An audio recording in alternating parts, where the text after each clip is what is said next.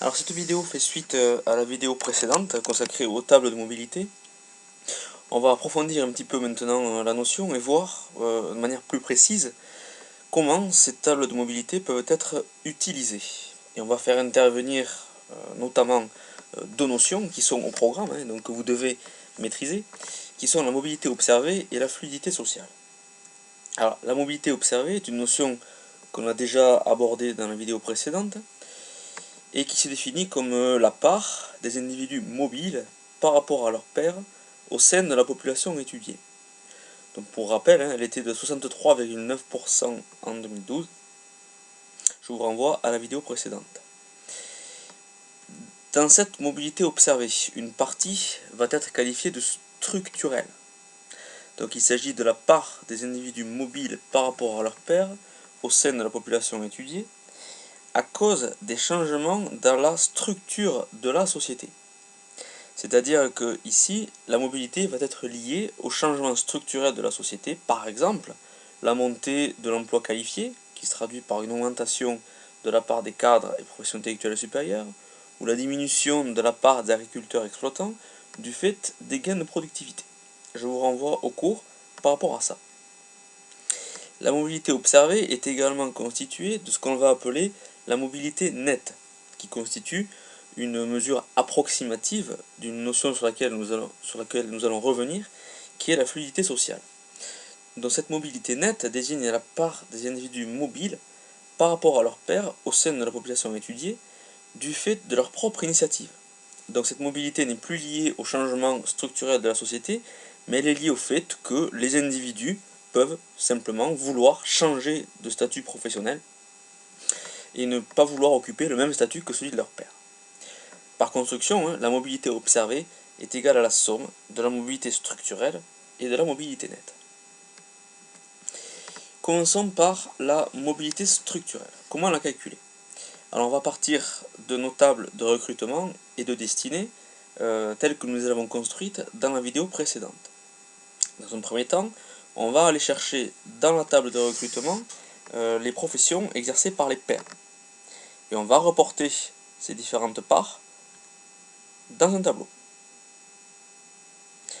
Deuxième étape, on va chercher dans la table de destinée la répartition des professions des fils. Et de la même façon, dans le même tableau, on va reporter nos résultats.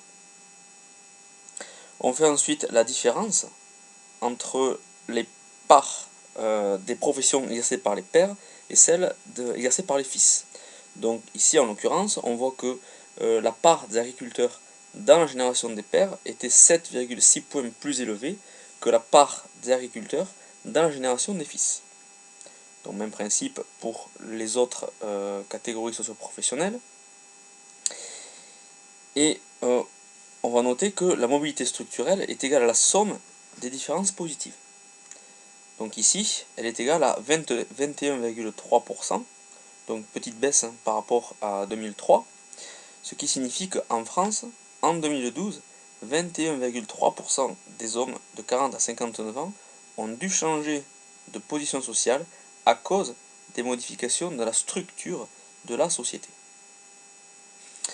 Passons maintenant au calcul de la mobilité nette, c'est-à-dire donc la fluidité sociale.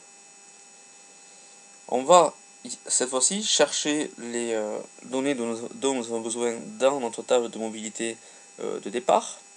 On va s'appuyer sur le calcul de la mobilité observée telle que nous l'avons effectuée dans la vidéo précédente, donc elle était de 63,9%. On rappelle donc que la mobilité observée est égale à la somme de la mobilité structurelle et de la mobilité nette.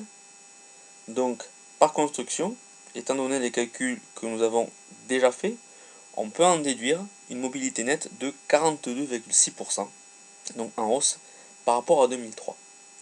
Que signifie ce résultat? En France, en 2012, 42,6% des hommes de 40 à 59 ans ont changé de position sociale vis-à-vis de leur père de leur propre initiative, ce qui peut s'interpréter comme une augmentation de l'égalité des chances. Néanmoins, il faut être prudent sur ce point-là, puisque en réalité, ce constat doit être relativisé.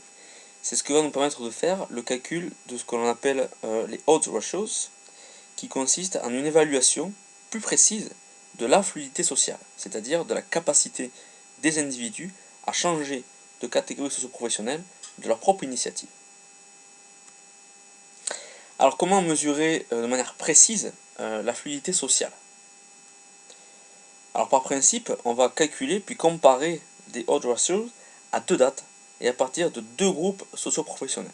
On prend en général les ouvriers et les cadres, qui sont les groupes de statut parmi les plus éloignés dans la hiérarchie sociale. Alors prenons les données de 2003 et construisons notre petit modèle. Donc il s'agit d'une table simplifiée à deux catégories.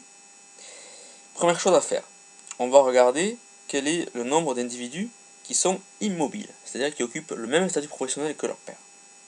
On va regarder également combien d'individus sont mobiles, c'est-à-dire combien occupent le même statut professionnel, le statut professionnel différent de celui de leur père. Et on en déduit le taux de mobilité observé, qui signifie ici que 17,5% des individus étudiés sont mobiles socialement par rapport à leur père. Première chose à faire, maintenant, je vais calculer la probabilité pour un fils de cadre de devenir cadre. Donc il y a 310 000 cadres parmi les fils de cadre et 362 000 fils de cadre. J'en déduis donc ma probabilité. Même chose pour la probabilité pour un fils de cadre de devenir ouvrier. Par construction, j'en déduis ce qu'on appelle la chance relative, c'est-à-dire le odd, qui signifie ici qu'un fils de cadre a 5,962 fois plus de chances qu'un fils d'ouvrier de devenir cadre. Je peux ensuite calculer la probabilité pour un fils d'ouvrier de devenir cadre. Donc je vais chercher les données dont j'ai besoin. La probabilité pour un fils d'ouvrier de devenir ouvrier.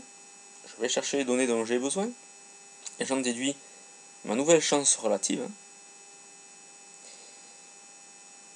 Je peux construire ce que l'on appelle donc le odds ratios, c'est-à-dire le rapport entre les rapports, 26,9, qui signifie donc que en 2003, d'après les données de l'INSEE, un fils de cadre a 26,9 fois plus de chances de devenir cadre plutôt qu'ouvrier qu'un fils d'ouvrier.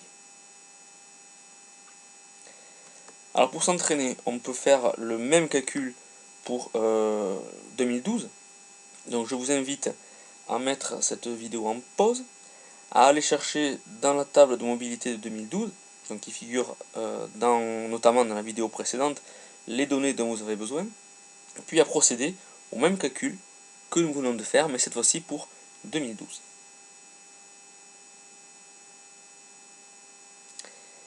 Alors les données dont vous avez besoin sont les suivantes. Le principe de calcul est le même que précédemment. Donc pour 2012, mon taux de mobilité observé est de 17,8%. Donc lorsqu'on étudie uniquement les cadres et les ouvriers, on voit que la mobilité observée est un petit peu plus importante en 2012 qu'en 2003. Et même principe de calcul, je commence par calculer mes chances relatives. Donc cette fois-ci, on voit qu'un fils de cadre a 6,754 fois plus de chances de devenir cadre qu'un fils d'ouvrier. Même principe pour les fils d'ouvriers. Et j'en déduis mon odd ratio, donc mon rapport entre les rapports, qui est maintenant de 28,7. En 2012, d'après les données de l'INSEE, un fils de cadre a 28,7 fois plus de chances de devenir cadre plutôt qu'ouvrier qu'un fils d'ouvrier. Donc en conclusion, on peut placer notre étude sur la mobilité sociale dans une perspective historique et regarder, donc à chaque date où des tables de mobilité sociale ont été construites, regarder comment ont évolué nos différentes formes de mobilité.